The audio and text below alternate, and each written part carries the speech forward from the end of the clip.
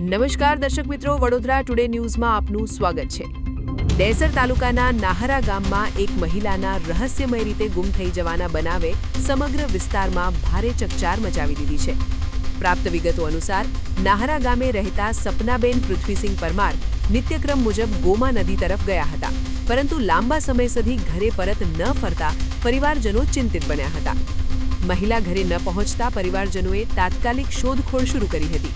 Goma નદીના કિનારાઓ, ખેતરો તેમજ આસપાસના વિસ્તારોમાં કલાકો સુધી શોધખોળ કરવા છતાં મહિલાનો કોઈ અણસાર મળ્યો ન હતો। પરિવારજનો દ્વારા સગા સંબંધીઓ તથા ઓળખીતાઓનો સંપર્ક કરવામાં આવ્યો હતો, તેમ છતાં કોઈ માહિતી મળી આવી ન હતી। આખરે પરિવારજનોએ ડેસર પોલીસ મથકે સપનાબેન પૃથ્વીસિંહ પરમાર ગુમ થયાની ફરિયાદ નોંધાવી હતી। ફરિયાદના આધારે પોલીસે ગુમ વ્યક્તિનો કેસ નોંધી મહિલાની શોધખોળ માટે વિવિધ દિશાઓમાં તપાસ શરૂ કરી છે। મહિલાના અચાનક ગુમ થઈ જવાના બનાવે નાહરા ગામમાં અનેક ચર્ચાઓને જન્મ આપ્યો છે। ઘટનાને લઈને ગ્રામજનોમાં ચિંતા સાથે કુતૂહલ પણ જોવા મળી રહ્યું છે।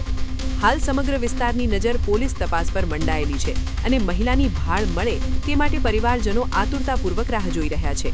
મહિલાના રહસ્યમય રીતે ગુમ થવાના આ બનાવે ગામમાં ગંભીર પ્રશ્નો ઊભા કર્યા છે, જ્યારે પોલીસ માટે પણ આ ઘટના પડકારરૂપ બની છે।